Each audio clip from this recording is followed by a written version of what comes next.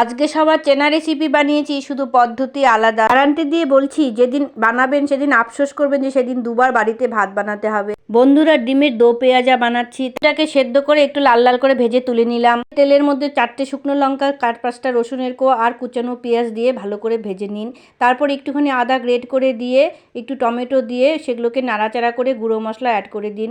গুঁড়ো মশলার মধ্যে জিরা গুঁড়া, ধনিয়া গুঁড়া, হলুদ গুঁড়া, লঙ্কা গুঁড়ো এগুলো দিয়ে আর স্বাদ অনুসারে নুন দিয়ে একটুখানি জল দিয়ে কষিয়ে নিয়ে ওর মধ্যে দই দিয়ে দিলাম। একটু নাড়াচাড়া করে দইয়ের বাটিটা ধুয়ে জল দিয়ে 3টে কাঁচা লঙ্কা দিয়ে নামিয়ে ঠান্ডা করে পেস্ট বানিয়ে নেব। আর এদিকে কড়াই বসিয়ে দিয়ে 1 চামচ ঘি দিয়ে এর মধ্যে পেঁয়াজ খুলে দিয়েছি, সেই পেঁয়াজটাকে দিয়ে দিলাম আর একটা টমেটো দিয়ে ভালো করে নাড়াচাড়া করে নামিয়ে নিলাম। আর ওই কড়াইয়ের মধ্যে একটুখানি তেল দিয়ে গরম মশলা, জিরা আর একটা শুকনো লঙ্কা ফোড়ন দিয়ে পেস্টটা দিয়ে নাড়াচাড়া করে ঝোলের জল দিয়ে দিলাম। বলক চলে আসলে ভেজে রাখা ডিম, টমেটো, পেঁয়াজগুলো দিয়ে ভালো করে জাল দিয়ে একটু ধনেপাতা দিয়ে আমি নামিয়ে নিলাম।